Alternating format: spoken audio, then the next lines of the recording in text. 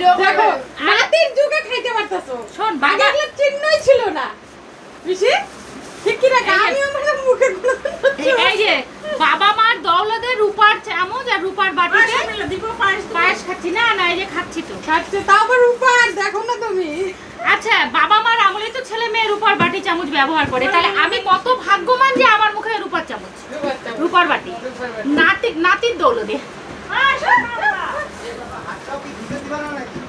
আজকে আমার বাদশা ভাইয়ের জন্মদিন,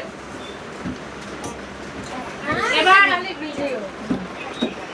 আজকে ওকে যে পায়েসটা দেওয়া হয়েছিল সেই পায়েসটা আমি খাচ্ছি। এই আমার ভাইয়ের রূপার বাটি রূপার চামচ আমার কপালে দিতে গেছে, তাই আমি খাই নিচ্ছি। হ্যাঁ নিজেকে অনেক ধন্য মনে করলাম, কেন আমার মা তো দেয় নাই, তাই আমার ছোট মা দিয়ে দিল। ওই চামচটা একদম পুতুলের মতন রে, আর চামচ দেখাচ্ছি না আঙুল দেখাচ্ছি বুঝতে পারতেছি না, সুন্দর।